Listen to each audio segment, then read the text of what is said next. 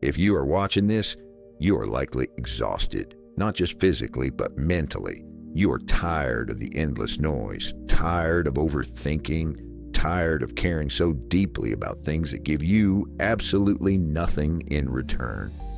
Modern life is designed to scatter your focus and drain your energy until you have nothing left for yourself. Over 2,000 years ago, men like Marcus Aurelius, an emperor who ruled the known world, and Epictetus, a man born into brutal slavery, faced the exact same human suffering: pandemics, wars, betrayals, and massive uncertainty. Yet they did not break.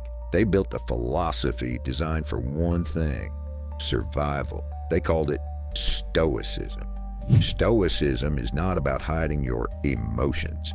It is not about being a cold, unfeeling rock. It is a highly practical operating system for the human mind. It is the art of separating what you can control from what you cannot. Welcome to the Stoic Masterclass. In the next 30 minutes, we're going to rebuild your mind from zero. Chapter 1, The Circle of Control. If there is only one rule you take away from Stoicism, it must be this. Epictetus stated it simply: some things are within our power and some things are not. This is called the Dichotomy of Control. It sounds incredibly simple, but failing to understand this rule is the root cause of almost every single piece of anxiety, anger, and frustration in your life.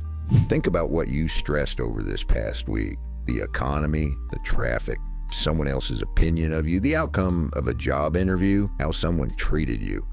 You have absolutely zero control over any of those things. When you tie your happiness to things outside your control, you're handing over the keys to your life to strangers and to random chance. You're trying to move a mountain by pushing against the stone. The Stoic draws a hard, ruthless line. Inside the circle of control, your beliefs, your judgments, your desires, and your actions. That is it. That is the entire list. Everything else belongs to fate. If it is raining, you cannot stop the rain. Getting angry at the clouds makes you a fool, but you can control if you grab an umbrella. You can control your reaction. When you finally stop caring about what other people do and completely detach from outcomes you cannot force, an immense weight drops from your shoulders. You become untouchable. Because if your only goal is to control your own character, nobody can ever stop you. Not a bad boss, not a toxic ex, not a failing economy. You become the master of the only domain that matters: your own mind. Chapter 2, The Art of Detachment. Human suffering is almost entirely born from attachment. We attach our identity to our bank accounts, our relationships, our titles, and our youth. But the Stoics understood a terrifying, liberating truth.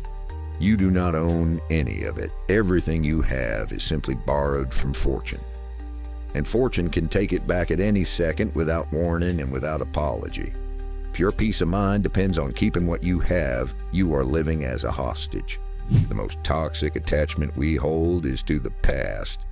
How much of your current energy is being drained by regretting yesterday? By replaying conversations that ended years ago? By punishing yourself for mistakes made by a younger, foolish version of you? Let it go. The past is completely dead. It exists nowhere except in your memory. To suffer over what has already happened is to actively choose to drink poison. You must also detach from the opinions of others. Marcus Aurelius found it deeply strange that we all love ourselves more than other people, yet we care more about their opinions than our own. Society will judge you. People will misunderstand your intentions. They will gossip. They will envy.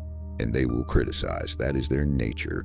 Your nature is to remain unbothered. A rock does not care if a dog barks at it. The Stoics use the metaphor of the archer. An archer can train for years, choose the perfect bow, account for the wind, and aim with absolute precision. But the moment the arrow leaves his fingers, he's powerless. A sudden gust of wind could blow it off course. The target could move. The Stoic archer detaches from the outcome. He's satisfied simply by knowing he aimed well. You control the effort. You do not control the result. Accept this, and you will never feel like a failure again. Detachment is not about being cold. It is about being free. When you no longer demand that the world behaves exactly as you want it to, you experience true peace. You stop fighting reality. Chapter 3, Amor Fati. It's not enough to simply accept your fate. Acceptance implies a kind of bitter resignation. The Stoic goes one massive step further. They practice Amor Fati, the love of fate. They do not just tolerate the storm. They look the storm in the eye and love it because they understand that everything that happens is exactly what was meant to happen. Marcus Aurelius wrote that a blazing fire makes flame and brightness out of everything that is thrown into it. A weak little campfire is extinguished by the wind or a pile of garbage.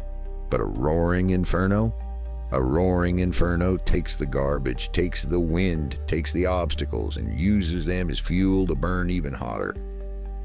When disaster strikes, you must become the inferno.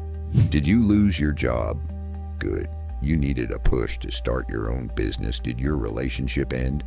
Good. You were deeply compromising your values to keep them around. Is it raining? Good. You needed to train in the mud.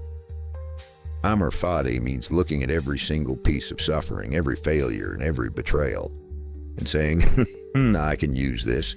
This is exactly what I needed to forge my character. We spend our entire lives wishing for an easy path. We pray for a life without friction, without pain, without heartbreak. But a life without friction creates a deeply fragile mind. The heavy block you are carrying right now is not a curse. It is the gym where your soul works out. Do not run from it. Lift it. Love it. Amor Fati. Chapter 4, The Discipline of Action. A common misconception is that Stoics are passive, that because they accept fate, they do nothing. This is completely false. Stoicism is a philosophy of pure action, but it is structured action. A Stoic does not act based on how they feel. They act based on duty. They do not wait for the perfect conditions or for motivation. They force the moment. Stop waiting to feel inspired. Motivation is a fair weather friend. It arrives when things are easy and vanishes when they get hard. A Stoic builds discipline instead. Discipline means doing the heavy work, especially when you don't feel like it, especially when it is raining, especially when you are tired. Your feelings are irrelevant. Your duty is all that matters. Pick up the hammer and strike. Marcus Aurelius wrote, at dawn, when you have trouble getting out of bed, tell yourself, I have to go to work as a human being. You were not created to huddle under the blankets and stay warm. You were created for action. You were created to perform your human duty. Rebuild the temple. If the path is blocked, you find another way, but you do not stop moving. What has procrastination ever given you? Anxiety? Guilt? Regret? A Stoic knows that postponing a difficult task does not make it disappear. It only makes it heavier. Action is the only cure. The paradox of the easy life is that it creates the hardest problems. Choose the difficult action right now, and the rest of your life becomes easy. Execute. Conclusion. The inner fortress. We have traveled through the mind of a Stoic. You now understand that you must draw a ruthless line around what you control.